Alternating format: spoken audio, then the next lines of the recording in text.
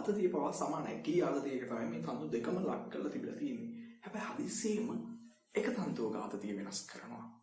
එතකොට මොකක්ද වෙලා තියෙන්නේ කියලා අපි බලමු. ඉතින් අපිට ගානේ දීලා තියෙනවා මේක දීලා තියෙන එක තන්තුව මුලින්ම එක තන්තුව F සංඛ්‍යාතයකින් තමයි මේකේ මේ සංඛ්‍යාතයකින් තමයි ඒක තරංග නිපදව කිටි. පස්සේ මේ එකපාරට ආතතිය අඩු කරලා තියෙනවා. අපි බලමු ආතතිය අඩු කරාම යාට වෙච්ච බලපෑම මොකද්ද සහ ඊට පස්සේ මොකද වෙලා තියෙන්නේ? නොගැසුම් ඇති වෙලා තියෙනවා.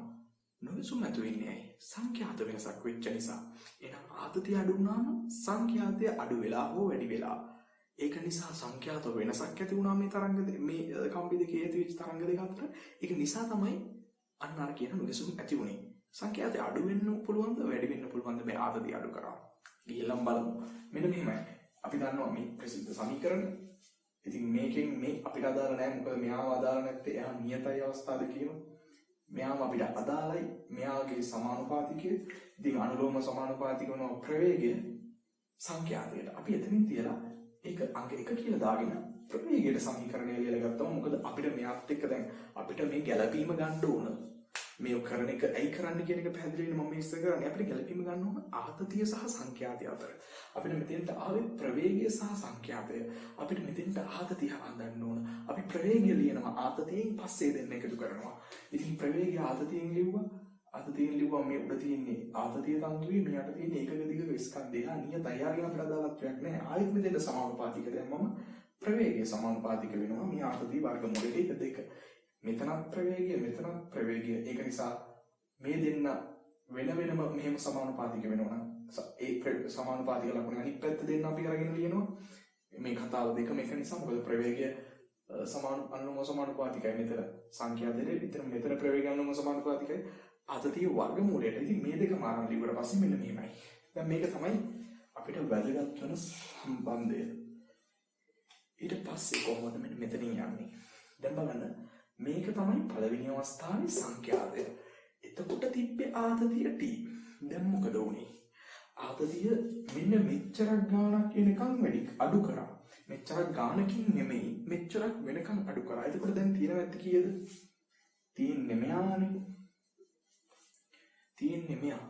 මෙයාට එච්චරක් ගාණකින් අඩු කරා නම් මෙයාට එච්චර ගුණයකින් එච්චර මෙහෙම වෙන්නේ එච්චර මෙහෙම අඩු කරා නම් ඒ කියන්නේ මෙයාට මෙහෙම වෙන මොකද්ද කරලා තියෙන්නේ? T කියන ආතතිය වැඩි කරලා තියෙනවනේ මේ 100න් 81කින් කියන එකෙන්.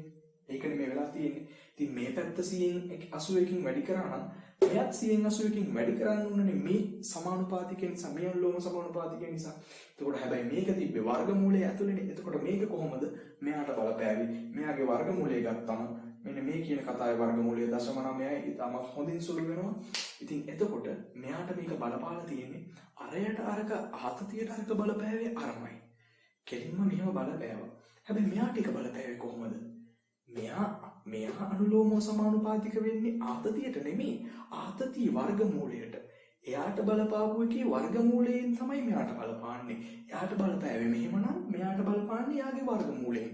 අන්න ඒකයි වෙන්නේ. මෙයාට මේ ගුණෙම බලපාන්නේ නැහැ. ඇයි මෙයාට මේ ගුණෙම බලපානවා මේ වර්ගමූල ලකුණ නොතිබුණා නම්. ඉතින් සමානුපාත ගැන සරල දැනුමනේ මේක. වර්ගමූල ලකුණ තියෙනවනේ. එයාට මෙහෙම බලපෑවට එයා වර්ගමූල ඇතුළේ ලකුණ ඇතුළේ තියෙන නිසා මෙයාට බලපාන්නේ ඒක වර්ගමූලය වෙලා. එතකොට තමයි මෙන්න මේකේ. දැන් පැහැදිලි.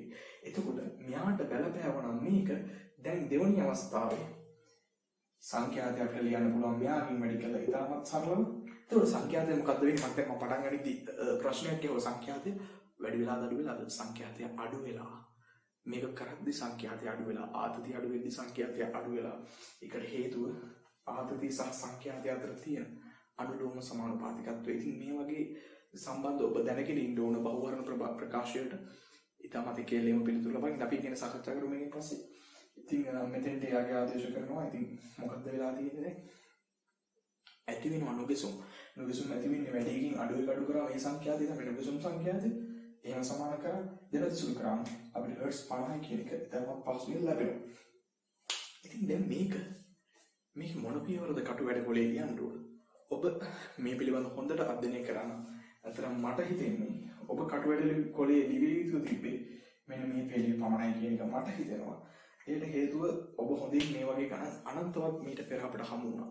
ඉතින් ඒ වගේ ගණන් අනන්තවත් ඔබ පහු කරගෙන එද්දි ඔබ තවමත් මේ ප්‍රකාශය ලියලා මෙය ගන්නට දඟලනවා නම් එතන ඔබගේ පුහුණු වීමේ මදිකමක් ඇති කියලා මට හිතෙනවා. මොකද මේ ප්‍රකාශය ලියලා මෙතන ගන්නකොටත් ඔබට යන වෙලාව සහ මේ ප්‍රකාශය එක එල්ලේම ලියන දරුවෙකුගේ වෙලාවත් අතර ලොකු වෙනසක් තියෙනවා. ඉතින් බහුවර්ණ වලදී වැදගත් වෙන්නේ මෙන්න මේ වෙලාව.